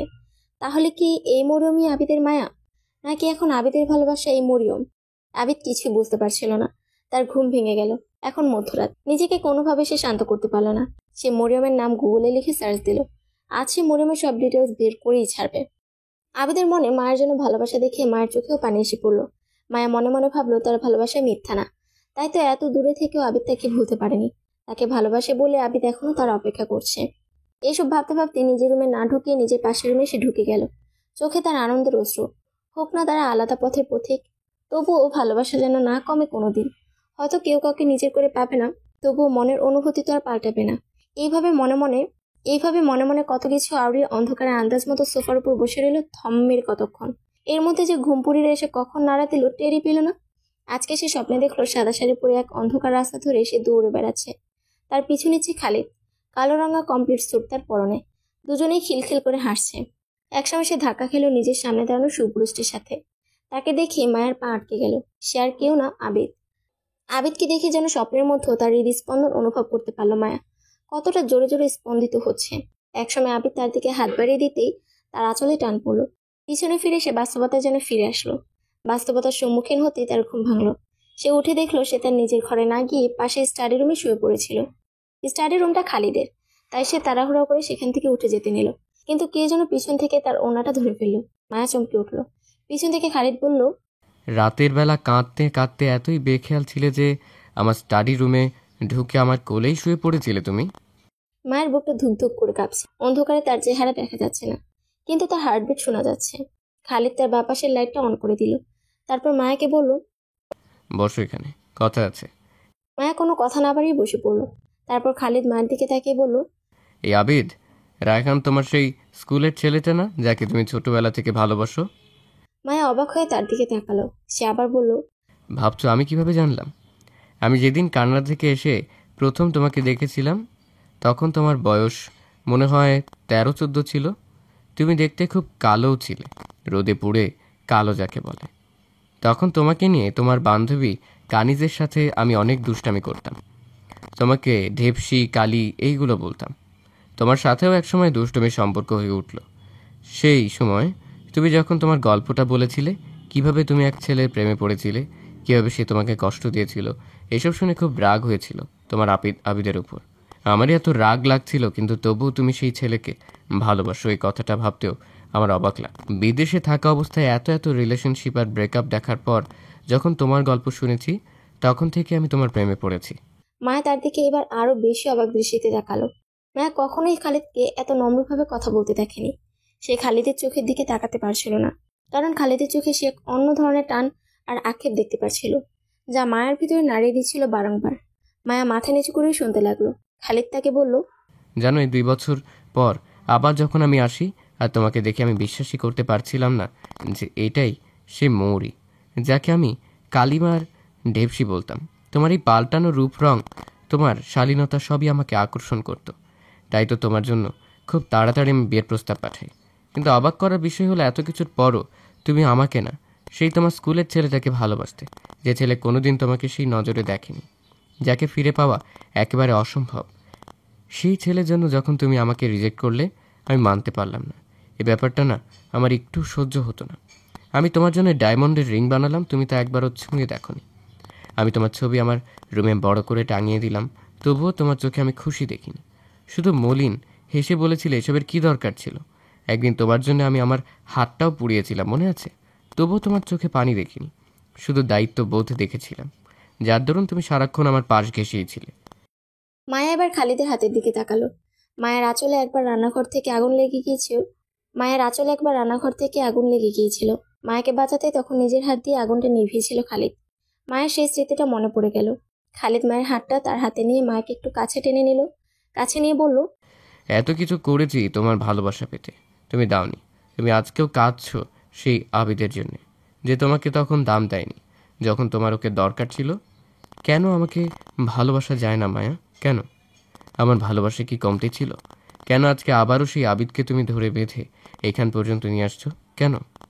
এই বলে খালিদ মায়ের হাতের আংটিটা জোরে চাপ দিয়ে ধরে। মায়া ব্যথায় আবলে চিৎকার দেয়। খালিদ তখন তার দিকে তাকিয়ে বলে, ভালোবাসা দিয়ে ভালোবাসা পাইনি কেউ কোনোদিন, তাই আমি ভালোবাসাকে গোলাপ ফুল দিয়ে না, গোলাপের কাঁটা দিয়ে তুলে নেব। তোমার বিয়ে আমার সাথেই হবে, আমি তোমাকে নিজের করেই ছাড়বো, দেখে নিও।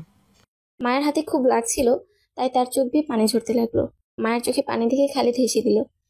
তোমার চোখে আমার জন্য ভালোবাসার কান্না না আসুক, আমাকে না ভালোবাসার যে কষ্টটা আছে তা ঠিকই কান্না হয়ে বের হবে। আমি কাঁদাবো তোমাকে। একবার বিয়েটা হয়ে যাক, তারপর এই খালিদের ভালোবাসার সুদে আসলে সব শোধ করবে আমার মৌরি, তাই না জান? এই বলে মাকে আরেকটু কাছে টেনে নিল। তারপর চোখের পানিগুলো হাত দিয়ে মুছে মায়ের হাতটা নিজের মুখের সামনে ধরলো। তারপর সময় নিয়ে সেখানে চুমু খেলো। এরপর মায়ের ডান পাশের গালে এক চুমু খেয়ে তাকে ছেড়ে দিল। হাত ছাড়া পেতে মায়ের চোখের পানি মুছতে মুছতে বেরিয়ে গেল সেখান থেকে। ভোর হয়ে এসেছে, কিন্তু যতই বেলা যাচ্ছে মায়ের কষ্টের দিন আরো জলদি জলদি কাছে আসছে। আয়নার পাশে দাঁড়িয়ে মায়া বলল, কেন আমাদের মেয়েদেরই নিজের রূপের এত বড় হিসেব দিতে হয়? আমরা নিজেরা কি বানাই এমন রূপ? কেন আমাদেরই সহ্য করা লাগে? কোনো মেয়ে কাউকে ভালোবাসতেই পারে, কিন্তু রূপ না থাকলে সে ভালোবাসার দাম নেই। আর যদি মেয়েটার রূপ থাকে তাহলে তাকে যে ক্ষমতাবান ব্যক্তি ভালোবাসবে তার কাছেই সারা জীবন মেয়েদের দাসী হয়ে থাকতে হবে। কেন আমাদের নিজেদের কি কোনো ইচ্ছা আকাঙ্ক্ষা নেই?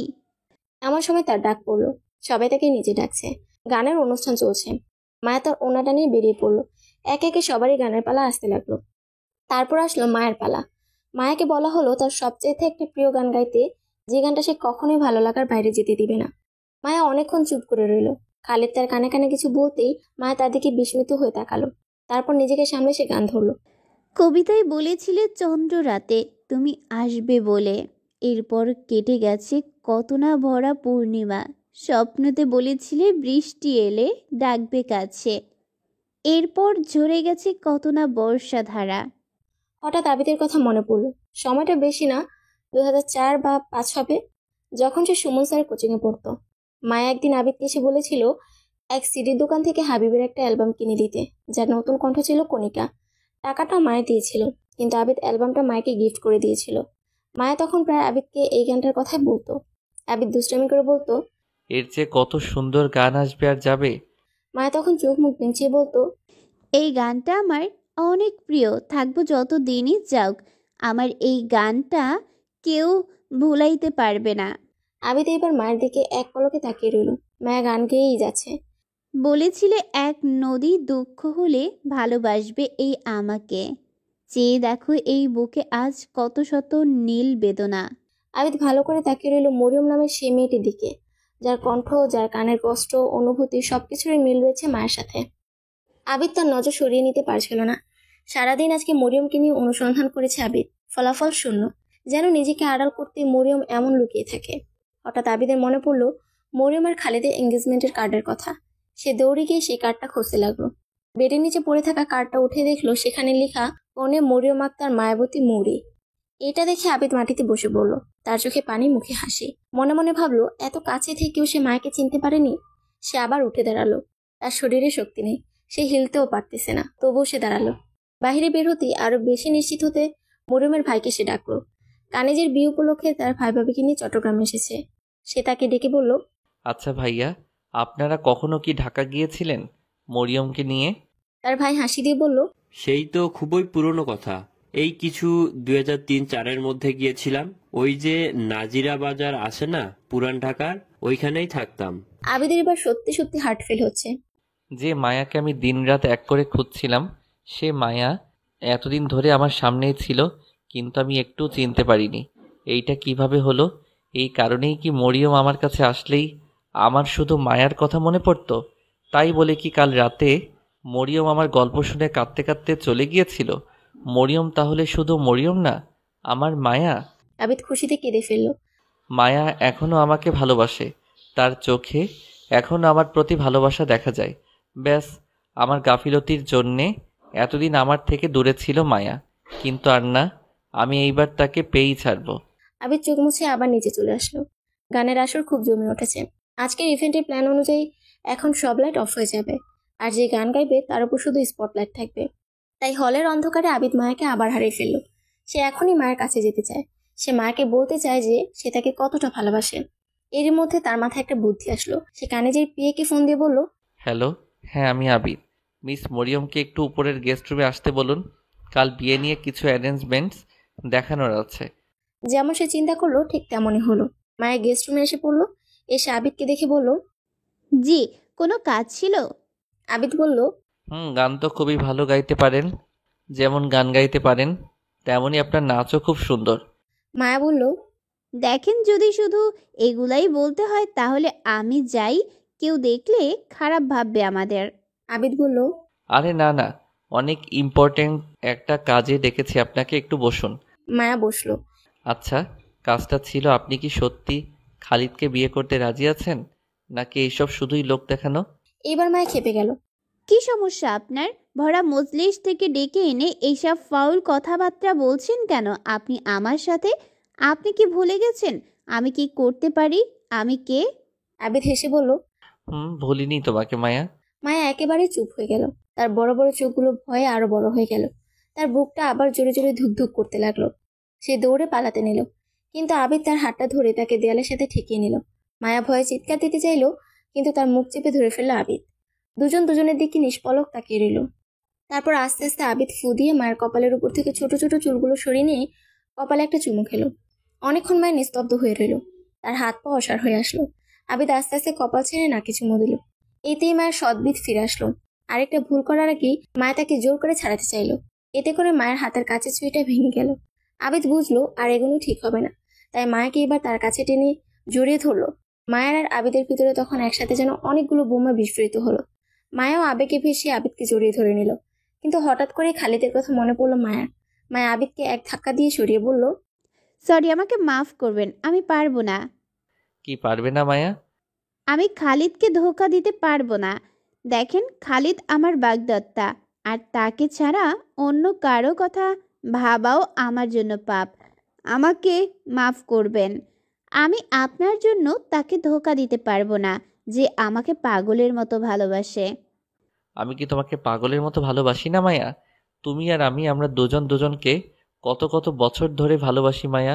কত কত দিন এই অপেক্ষায় কাটিয়েছি যে একদিনের জন্যে হলেও আমরা এক হব। এই এক জীবনে তুমি ছাড়া কাউকে এইভাবে ভালোবাসতে পারিনি আমি। তোমার অপেক্ষায় ছিলাম এত বছর। এখন আমাদের এক হবার সময়, এমন করছো কেন? মায়া বলল, হ্যাপি এন্ডিং শুধু ফিল্মে হয়, রিয়েল লাইফে না।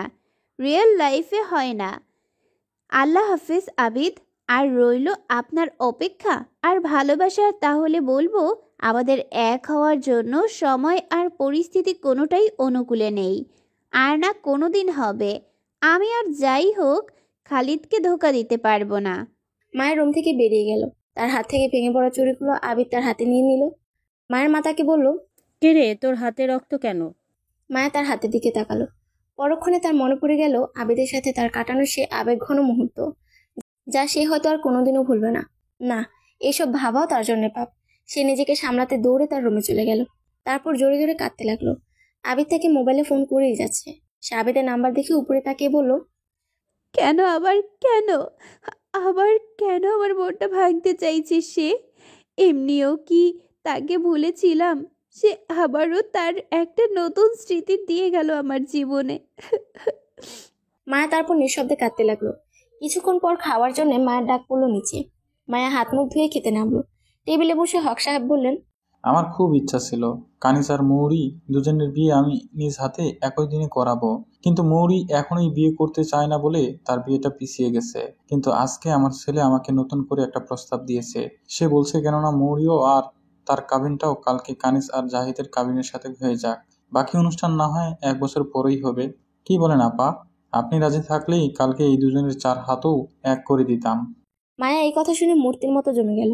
মায়ের মা তো খুশিতে গদগদ হয়ে উঠলেন। তিনি আর কিছু না ভেবে হ্যাঁ করে দিলেন। মায়াকে আজকাল তার কাছে অন্যরকম লাগছিল। মেয়েটাকে নিয়ে তার চিন্তা ভাবনা শেষ নেই। মায়ার মা কত কত দোয়া দিতে লাগলো মায়ার খালেদকে। দুজনের মাথার উপর টাকা ছুঁয়ে নজর নামিয়ে নিল। আবিদ মায়ের দিকে তাকিয়ে রইল, কিন্তু মায়া তার চোখ জোড়া আর উপরে তুলে তাকালো না। খালিদ মায়া আর আবিদের নীরব যুদ্ধটা দেখতে পেল। সে তাচ্ছিল্য হেসে আবিদকে বলল, আয়োজনটা আরো বড় করে করো। কাল আমাদেরও বিয়ে পড়ানো হবে। জুমার পর প্রথম আমাদের বিয়ে পড়ানো হবে, আর পরে কানিসের। বলে সেখান থেকে উঠে গেল। মায়া একেবারে স্তব্ধ হয়ে রইল। রাত ঘনিয়ে আসলো। মায়াকে আবিদ মেসেজ করলো, মায়া প্লিজ এমন করো না। আমার ভালোবাসা ফিরিয়ে দিও না প্লিজ। তোমাকে ছাড়া যে আমি নিঃস্ব, তুমিহীনা জীবন আমার কাছে মরণ সমতুল্য। চলো আমরা পালিয়ে যাই। এই নিষ্ঠুর পৃথিবীতে কেউ আমাদের বুঝবে না। তুমি খালিদকে ভয় করো, ভালোবাসো না। বিয়েটা সারা জীবনের ব্যাপার, যেটা ভয় দিয়ে কাটানো সম্ভব না। Please come back. I love you. Please.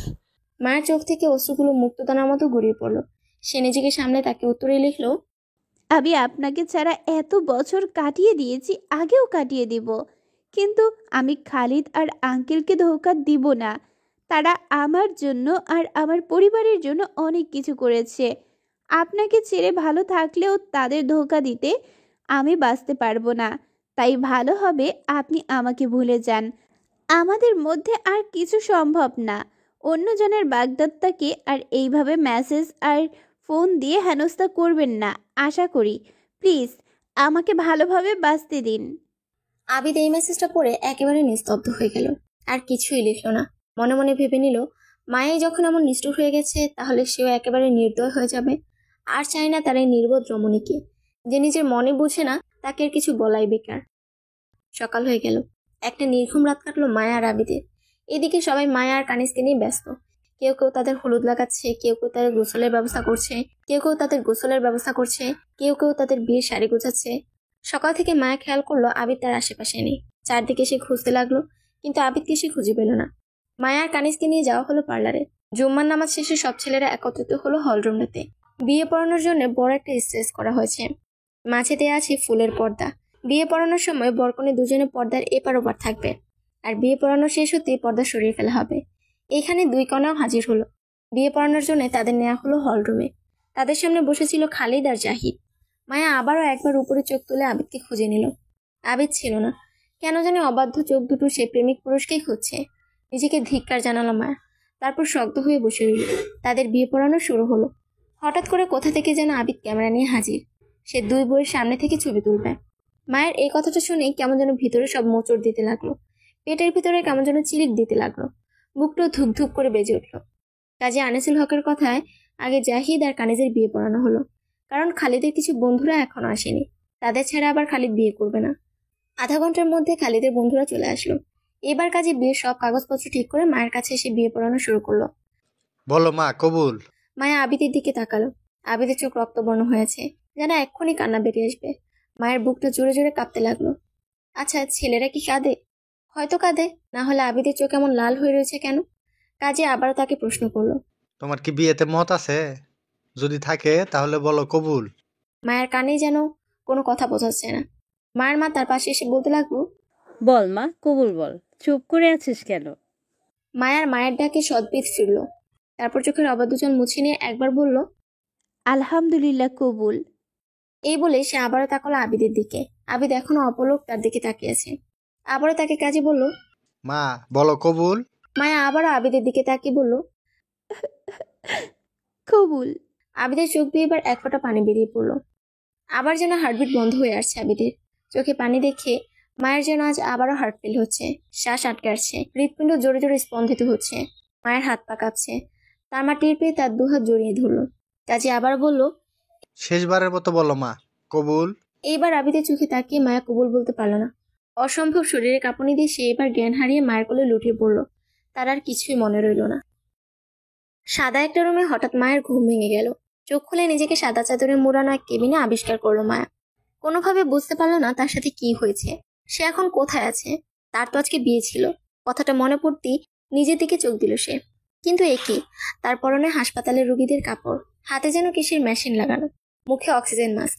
এগুলো কেমন যেন অস্বস্তিকর ঠেকলো মায়ের কাছে। আর একটু নড়চড় করতেই হাতের ক্যানোলাতে ব্যথা অনুভব করলো। অস্ফুট স্বরে উফ করলো মায়া। সাথে সাথে নার্স চলে আসলো সেখানে। তারপর নার্সটা একজন ডাক্তারকে ডেকে নিয়ে আসলেন। মায়ের চেক আপ করে ডাক্তার তার অক্সিজেন মাস্ক খুলে দিলেন। বয়স্ক একজন ডাক্তারকে দেখে মায়া প্রথমেই সালাম করলো। ডাক্তার মুচকি হেসে প্রশ্ন করলো, এখন কেমন ফিল করছো মাই চাইল্ড? মায়া নম্র স্বরে বলল, ফাইন ডক্টর। আলহামদুলিল্লাহ। তোমাকে তাহলে এখন প্রাইভেট কেবিনে শিফট করে দেওয়া হচ্ছে, ওকে? তাহলে এখন আমি কোথায় ডক্টর? মায়ের জিজ্ঞাসা দৃষ্টি দেখে ডাক্তার বললেন, এটা সিসি উমা। আশেপাশে তোমার মতো আরো কিছু পেশেন্ট আছে এখানে। পর্দা দেওয়ার কারণে তুমি দেখছো না। শোনো, এখন কেবিনে দেওয়ার পর বেশি স্ট্রেস নেওয়া চলবে না। আস্তে আস্তে জানার চেষ্টা করবে যে তোমার কি হয়েছিল, বুঝলে? মায়ের এই প্রবীণ ডাক্তারটাকে দেখে যেন খুব পরিচিত মনে হলো। মায়া তাই মুচকি হেসে তার কথা সম্মতি জানালো। মায়ের ঘাড় নেড়ে সম্মতি জানানোটা বেশ লাগলো ডাক্তারের কাছে। আধ ঘন্টা পর মায়াকে কেবিনে শিফট করে দিলে মায়ের মা, আনিসুল হক, কানিজ, জাহিদ সবাই কেবিনে একসাথে প্রবেশ করে। সবাইকে দেখে মায়া অমায়িক হাসে। মায়ের মা মায়াকে ধরে কাঁদতে শুরু করে, কাঁদতেই থাকে। মায়া তার মায়ের কান্না দেখে বিচলিত হয়ে যায়, বারবার মাকে প্রশ্ন করতে থাকে। কি হয়েছে মা, এভাবে কাঁদছো কেন? কি হলো বলো মা, আমার কি হয়েছে? সব ভুল আমার, আমি আমার মেয়ের খেয়াল রাখতে পারিনি, মাফ করে দিস মাকে। বলেই কাঁদতে লাগলো মায়ের মা। মায়া যেন বেশ ভরকালো। মায়াকে উত্তেজিত হতে দেখে কানিজ খুব কষ্টে মায়ের মাকে সামলিয়ে সেখান থেকে সরায়। ডাক্তার বারবার বলেছেন মায়া যেন অস্থির না হয়, এমনভাবে তার সাথে কথা বলতে হবে, নিজেদের এই অনুভূতিগুলোকে দাবিয়ে রাখতে হবে। মায়ের মাকে এই কথা মনে করাতেই তিনি চুপ হয়ে যান। আনিসুল হক মায়ের মাথায় হাত রেখে বলেন, শুধু মুখে মুখেই তোমাকে নিজের মেয়ে বলে গেলাম, কিন্তু সত্যিকার অর্থে তোমার বাবা হতে পারিনি আমি। তোমার থেকে কোনো রকম অনুমতি না নিয়েই বিয়েটা দিচ্ছিলাম। মাফ করো আমাকে মা। মায়া অপলক তাকিয়ে রইল আনিসুল হকের দিকে। আনিসুল হক তার মাথায় হাত বুলিয়ে বের হয়ে গেল। মায়া সবার চোখেই কেমন যেন হতাশা দেখতে পাচ্ছে। এক এক করে সবাই কেবিন ছাড়লো। খালিদ সেখানে হাজির হলো। খালিদকে দেখে ভয় আর অস্বস্তিতে মায়া মাথা নিচু করে ফেললো। খালিদ হালকা হেসে মায়ের কাছে বসলো। মায়ের থুতনি তুলে বলল, কথা বলবে না মৌরি? এখনো ভয় পাচ্ছ? তাকিয়ে দেখো, তোমার সামনে নতুন খালিদ দাঁড়ানো আজকে। সেরকমই নিশ্চুপ গম্ভীর খালিদ না, শান্ত ব্যাকুল খালিদ। খালিদের কথায় মায়া মুখ ফিরে তাকালো। খালিদের দিকে তাকাতে সে হতভম্ব হয়ে গেল। উস্কো খুস্কো চুল, অগোছালো গায়ের কাপড়টা, চোখের নিচে কালো দাগ।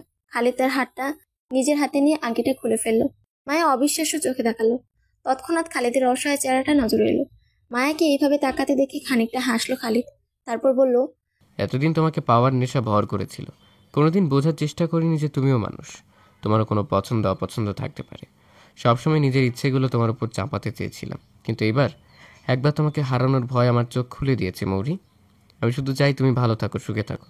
তোমার ঠোঁটে না, শুধু তোমার পুরো কায়া জুড়ে খুশি দেখতে চাই আমি। যদি আমাদের এই বন্ধন তোমাকে আমার থেকে চিরদিনের জন্য ছিনিয়ে নেয়, তাহলে প্রয়োজন নেই আমার এই বন্ধনের। এই সম্পর্ক তোমার সুস্থতা থেকে অনেক ঠুনকো। তুমি তাড়াতাড়ি সুস্থ হও শুধু। এরপর তুমি যা চাইবে, যেভাবে চাইবে সেভাবেই হবে। মায়ের চোখ থেকে দুফোঁটা নোনা জল বেরিয়ে আসলো। মানুষটাকে সে ভালো না বাসলেও খুব বেশি সমীহ করে। এই মানুষটা একসময় তার প্রিয় বন্ধুদের একজন ছিল। মায়ের জীবনের সব গোপনীয় তথ্য সে জানে। মায়ের পছন্দ অপছন্দ তার মাও এত জানে না যতটা খালিদ জানে। মায়া তবুও কোনোদিন তাকে ভালোবাসতে পারেনি। আজকে যেন নিজেকে অপরাধী মনে হচ্ছে একটু চেষ্টা করলে কি খুব বেশি ভুল হতো। তখনই তার মাথায় আসলো তার কি হয়েছে, কতদিন ধরে সে এখানে। তাদের তো সেদিন বিয়ে ছিল। খালিদের হাতটা ধরেই মায়া আস্তে করে জিজ্ঞেস করলো, আমার কি হয়েছিল? আমার কি কোনো বড় সমস্যা হয়েছে? আমি কতদিন ধরে এইখানে? সবাই এত দুঃখী দুঃখী কেন বলো না? আমি কতদিন ধরে এইখানে? বেশি দিন না, আজকে 5 দিন তুমি এখানে। মায়া খালিদের কথায় ভ্রু কুঁচকে ফেললো। এতদিন পর আমার জ্ঞান ফিরেছে? না, এর আগেও 2 বার ফিরেছিল। ডাক্তার ঘুমের ওষুধ আর অক্সিজেন দিয়ে রেখেছিল, কারণ তোমার শ্বাস নিতে কষ্ট হচ্ছিল। মনে নেই হয়তো তোমার। আমার কি হয়েছিল খালিদ? তখনই রুমে ঢুকতে ঢুকতে আবিদ বলল, তেমন কিছু না মিস মরিয়ম, আপনার বেশি কিছু হয়নি, জাস্ট একটা ছোটোখাটো মাইল্ড স্ট্রোক হয়েছে। কি? মায়ের উত্তেজিত হতে দেখে খালিদ বলল, আহা মৌরি, আস্তে। এতটা হাইপার হওয়ার তো কিছু বলেনি আবিদ। মায়া এতক্ষণে খেয়াল করলো তার আরেক পাশে আবিদ বসা। মায়া ভয়ে খালিদের দিকে তাকালে খালিদ বলল, এটা আবিদের বাবা, মিস্টার রায়হানের হসপিটাল। যিনি তোমার ট্রিটমেন্ট করছিলেন উনিই আবিদের বাবা। তোমাকে আবিদে এখানে ট্রান্সফার করিয়েছে। আমরা এখন ঢাকায় আছি। ছোট্ট একটা স্ট্রোক হয়েছিল তোমার, সুগার লেভেল লো হওয়ার দরুন। এখন একটা স্টেবল আছো, চিন্তা নেই। মায়ের যেন চরম অবাক হওয়ার দিন। সবকিছুই তার মাথার উপর দিয়ে বিদায় নিচ্ছে। এর মধ্যে আবিদ বলল, এতটুকু সাহস নিয়ে উনি গিয়েছিল মহান হতে, নিজের অনুভূতি ত্যাগ করে যাচ্ছিল আরেকজনকে বিয়ে করতে। এতই যদি দায়িত্ববোধ ছিল তাহলে আমাকে ঢাকার থেকে চট্টগ্রাম পর্যন্ত ঠেললে কেন? আর মানলাম ঠেলেছ অনুভূতির দাপটে, তাহলে আবার ফিরিয়ে দিলে কেন? মায়ের মনটা যেন আবারও বিষে গেল। সত্যি তো, যদি আবিদকে খালি হাতে ফেরানোরই ছিল, তাহলে এতদিন নিজের কাছে কাছে কেন রেখেছিল? সে অন্যায় করেছে, খুব বড় অন্যায়। খালিদ এবার কপ রাগ দেখিয়ে বলল, আহা আবিদ, অনেক হয়েছে। তো মৌরি, একটা কথা সবসময় মনে রাখবে, ভালোবাসলে সেটা আঁকড়ে ধরে বাঁচতে হয়, দরকারে বেহায়া হতে হয়। এভাবে মাঝপথে ছেড়ে দিতে হয় না। এতই স্যাক্রিফাইস করার থাকলে অন্য কোনো কাজ খুঁজে নেওয়া দরকার। কারণ ভালোবাসলে তার জন্য সেই ভালোবাসাটা হবে স্বার্থপরের মতো, কখনো যেন হাত ছাড়া না হয়। আর আবিদ আমাদের মৌরিকে যদি আর কিছু বলেছো তাহলে মনে রেখো আমি বিয়ে করতে দিব না। মায়া নিষ্প্রাণ চোখে জিজ্ঞেস করলো, বিয়ে? কার বিয়ে? আবিদ হেসে বলল, তোমার বিয়ে। মায়া প্রশ্নসূচক তাকিয়ে রইল আবিদের পানে। খালিদ হেসে উত্তর দিল, ডাক্তার সাহেব বলেছেন আর 3 দিন পর তোমাকে বাসায় নিয়ে যেতে পারবো, আর সেদিনই তোমার বিয়ে। বিয়েটা যে অর্ধেক ফেলেই চলে এসেছো সেটা পূরণ করতে হবে না? মায়ের বুকে আবারও মোচড় দিল। এই না খালিদ বলল তার ইচ্ছার বিরুদ্ধে কিছুই হবে না, আবারও তাকে বিয়ে করতে কেন বলছে? আবিদ আর খালিদ দুজনেই ব্যাপারটা বুঝলো, তারপর হো হো করে হেসে দিল। মায়া তাদের হাসি দেখে হকচকে গেল। খালিদ বলল, বিয়ে তোমার হবে, কিন্তু বর হবে অন্য কেউ। মায়া চোখ নামিয়ে নিল। এতক্ষণে ব্যাপারটা সে ধরতে পারলো, কিন্তু খালিদের চোখে তাকাতে তার অস্বস্তি হচ্ছে। খালিদ তার নামানো চোখে তাকিয়ে কেবিন থেকে বেরিয়ে গেল। মায়ের আরেকটু কাজ ঘেঁষে বসলো আবিদ, তারপর নিচু হয়ে তার কানে কানে বলল, কি গো আমার মায়ামণি, হবেন নাকি আপনার আবিদ ভাইয়ার বউ? বিয়ের পর কিন্তু রোজ আমাকে নেচে দেখাতে হবে। সোহাগ চাঁদ বদনী ধ্বনি নাচো তো দেখি, বালা নাচো তো দেখি। মায়া লজ্জায় তাড়াতাড়ি এক হাতে আবিদের মুখ ধরে ফেলল। আবিদ মুচকি এসে হাতটা সরিয়ে বলল, are you ready to B my Mrs? যদি রাজি থাকো তাহলে বলো কবুল। মায়া আবারও চোখ বন্ধ করে বলল, কবুল। আমার আবিদ ভাইয়ার সব কিছু কবুল। মায়ের এমন স্বীকারোক্তিতে আবিদ অবাক হয়ে গেল। তারপর দুজনে হাসতে লাগলো। সেই দৃশ্য কেবিনের বাইরে দাঁড়িয়ে কানিজ আর খালিদ দেখলো। কানিজ ভাইয়ের কাঁধে হাত রাখতেই খালিদের চোখ থেকে 2 ফোঁটা জল গড়িয়ে পড়ল। খালিদ সেই জলটুকু সন্তর্পণে মুছে বলল, জানিস তো বোন, প্রতিটি গল্পে একটা জুটির সর্বদা মতিরেনো সমপয়েদ ঘটে। এর অর্থ জানিস কি? এর অর্থ হলো কোনো কিছুর সমাপ্তি যা সুন্দর হওয়া বাঞ্ছনীয়, কিন্তু সে গল্পগুলোর মাঝে হারিয়ে যায় আরেকজনের গল্প, যে গল্পের অংশ তো ছিল কিন্তু গল্পটা তার ছিল না। তার গল্পটা হয় বিয়োগান্তক, যার গল্পে শেষের দিকে তার কেউ থাকে না, কিন্তু তাই বলে গল্প থেমে থাকে না। বিয়োগান্তক গল্পটাও চলতে থাকে নিজের ভিতরে ভালোবাসা হারানোর অনুভূতি নিয়ে। জানিস তো একটা প্রবাদ আছে, it's hard to turn the page when you know someone won't be in the next chapter, but the story must go on. সমাপ্ত। কেমন লাগলো অবশ্যই কমেন্টে জানাবেন।